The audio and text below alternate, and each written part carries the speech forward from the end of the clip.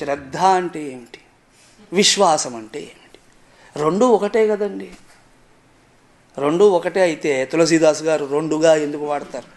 అలా రెండు పదములు చెప్పుట ఎందే రెండు ఒకటి కాదని చెప్పినట్టే. శ్రద్ధ వేరు, విశ్వాసం వేరు. అనేక కోణాల్లో వాటిని విచారణ చేయవలసి ఉంటుంది. అంతసేపు అన్ని రోజులు మీరు ఎలాగూ స్పెండ్ చేయలేరు, అన్ని రోజులు మీరు నాతో కూర్చోలేరు. కాబట్టి మనం టూకీగా సారాంశము భంగం అవ్వకుండా ఆ విషయములను, ఆ రెండు పదములను విచారణ చేయాలి. One is Shraddha, another is విశ్వాసం. శ్రద్ధ అనే పదానికి ఇంగ్లీష్లో ఈక్వివలెంట్ లేదు, విశ్వాసమునకు ఉన్నది. విశ్వాసం అంటే ఫెయిత్. ఫెయిత్. ఈ విశ్వాసము గనుక లేకపోతే ట్రాన్సాక్షన్ సరిగ్గా ఉండదు. సో ఆత్మవిశ్వాసం, ఫెయిత్ ఇన్ వన్ సెల్ఫ్, అన్యోన్య విశ్వాసం, నాకు మీ మీద నమ్మకం ఉండాలి, మీకు నా మీద నమ్మకం ఉండాలి. ఆ ఫెయిత్ లేకపోతే ఒక్క అడుగు వేయలేరు. రోడ్డు మీద వెళ్తున్నాను, రెడ్ లైట్ కనిపించినది, నేను ఆగాను, గ్రీన్ లైట్ వచ్చింది, నేను బయలుదేరాను. Signal lights. గ్రీన్ లైట్ వచ్చినప్పుడు నేను ముందుకు వెళ్ళడంలో ఒక విశ్వాసం ఉంది. ఏమిటి? అవతల రెడ్ లైట్ పడి ఉంటుంది, మీకు కనిపించదు, అది రెడ్ లైట్ పడి ఉంది. విశ్వాసం. ఆ రెడ్ లైట్ పడడమే కాదు, అవతల నుండి యువతలకి వచ్చేవారు ఆ రెడ్ లైట్ని చూసి ఆగి ఉన్నారు. అది విశ్వాసం. నవ్ ఇమాజిన్ దిస్ ఫెలో, వాడికి దేనిలోనూ విశ్వాసం లేదు. గ్రీన్ లైట్ పడింది, వాడి ఫస్ట్ క్వశ్చన్, అవతల రెడ్ పడిందో పడలేదో ఎవడు చూసి వచ్చాడు? అది రెడ్ పడి ఉండవచ్చు, కానీ అవతలి వాడు దాన్ని చూశాడో చూడలేదో, చూసినా వాడు ఆగాలని అనుకుంటున్నాడో లేదో అని వీడు ఇన్ని ప్రశ్నలు వేసుకుంటూ అక్కడ ఉంటే ముందుకు వెళ్తాడా? వెళ్ళడు. సో ట్రాఫిక్ దగ్గరే మీకు ఇంత విశ్వాసం కావాలి. జీవితంలో అనేక సందర్భాల్లో అదే కావాలి. కాబట్టి స్వాత్మవిశ్వాసము, తనయందు తనకొక విశ్వాసం ఉండాలి. నేను ఈ పని చెయ్యగలను, ఈ విషయమును అర్థం చేసుకోగలను, ఇలా ఉండగలను, ఈ మంచి గుణాలను పెంపొందించుకోగలను, ఒక విశ్వాసం. దానితో పాటు అన్యోన్య విశ్వాసము, నాకు మీ మీద విశ్వాసం ఉండాలి, మీకు నా మీద విశ్వాసం ఉండాలి. ఇప్పుడు ఈ కాంటెక్స్ట్ దృష్ట్యా నాకు మీ మీద విశ్వాసం ఏమిటి? బహుశా మీరు వింటున్నారు, ఆ విశ్వాసం నాకు లేదనుకోండి, ఏం చెప్తాం? చెప్పగలమా? చెప్పలేం. అలాగే మీకు ఒక విశ్వాసం, 6:40కి అలా వచ్చి కూర్చుంటే వీరేదో ఉపదేశిస్తారు, ఆ విశ్వాసం లేకపోతే రాలేరు. రెండవది, ఆ ఉపదేశించే వాటిల్లో వారు గంటన్నర చెప్తారు, కానీ 1-2 పాయింట్స్ బాగానే ఉంటాయి, అవి నేర్చుకోవచ్చు అనే విశ్వాసం. ఏదో ఒక విశ్వాసం లేనిది ఇక్కడికి ఎందుకు వస్తారు? అలా అన్యోన్య విశ్వాసం. విశ్వాసం, ఫెయిత్. ఇప్పుడు దీని దృష్ట్యా శ్రద్ధను చూద్దాం. ఎప్పుడైతే ఈ విశ్వాసము ఉన్నతమైన విషయముల పట్ల ప్రసరిస్తుందో దానిని శ్రద్ధ అని అనవచ్చు. A simple definition. So faith in myself, faith each other. Now this faith has gone up. It is elevated to something very great. Faith in God. అప్పుడు అది శ్రద్ధ. ఫెయిత్ ఇన్ స్క్రిప్చర్, అప్పుడు అది శ్రద్ధ. ఫెయిత్ ఇన్ గురు, అప్పుడు అది శ్రద్ధ. ఎలాగైతే ప్రేమ ఉన్నతమైన విషయముల వైపు వెళ్తే భక్తి అవుతుంది. పుత్రుడి పట్ల మీకు ప్రేమ ఉంటుంది, కానీ పుత్రుడికి తండ్రి పట్ల భక్తి ఉంటుంది. ప్రేమే, అది కూడా ప్రేమే, కానీ పుత్ర ప్రేమ అంటారు కానీ పితృప్రేమ అనరు. పితృభక్తి, మాతృభక్తి, దేశభక్తి, దైవభక్తి, అక్కడ ఉన్నది ప్రేమే, ఎలిమెంట్ అదే. అలా ఈ విశ్వాసం ఎప్పుడైతే ఉన్నతమైన విషయముల పట్ల ప్రసరిస్తూ ఉన్నదో, ఉన్నతమైన అంశములను లక్ష్యముగా పెట్టుకొని ఉన్నదో, అప్పుడు అది శ్రద్ధ.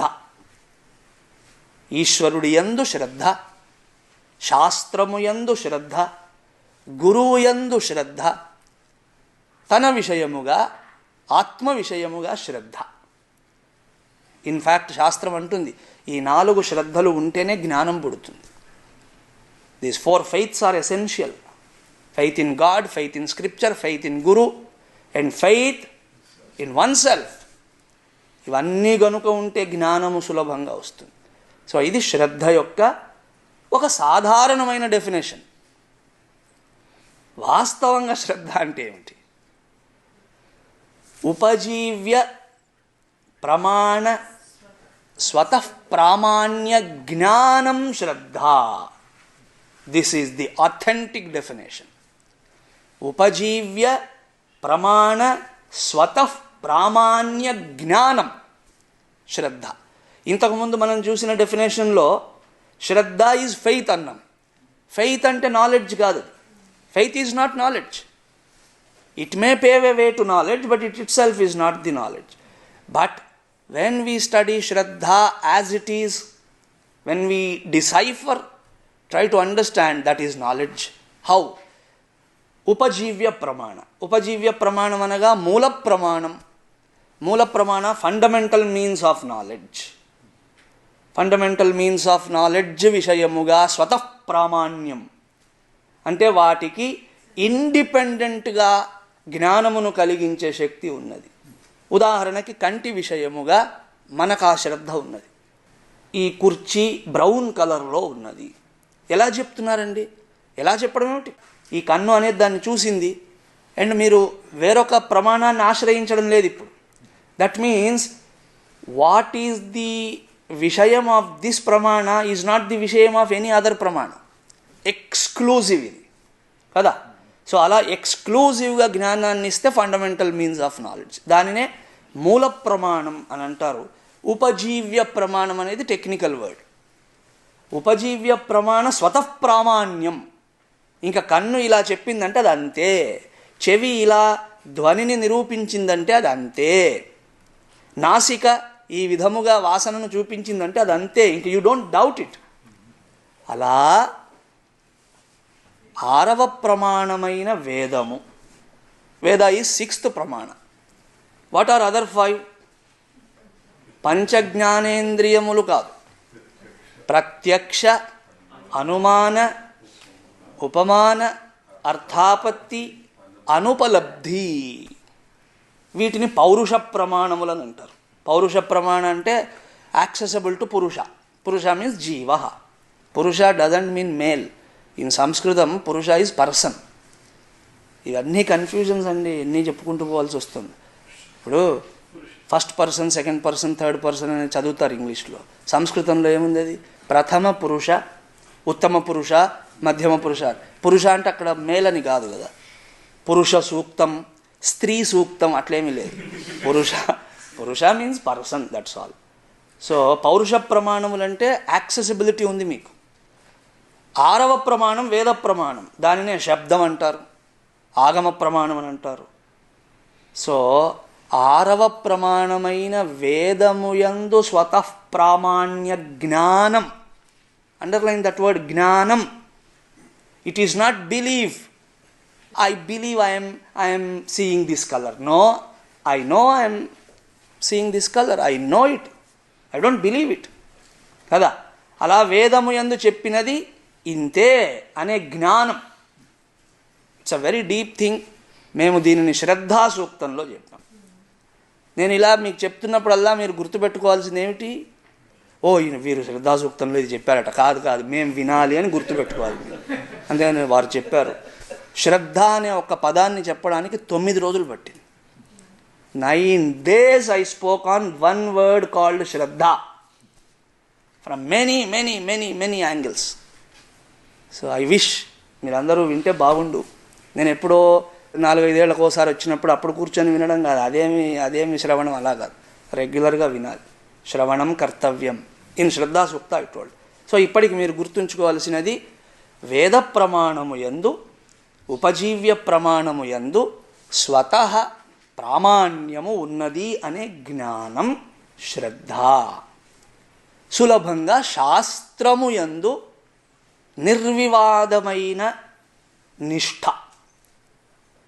శాస్త్రస్య గురువాక్యస్య సత్యబుద్ధి. అవధారణ అపి. ఆచార్య భగవత్పాదుల నిర్వచనం అది. శాస్త్రస్య గురువాక్యస్య సత్యబుద్ధ్యవధారణ సా శ్రద్ధ.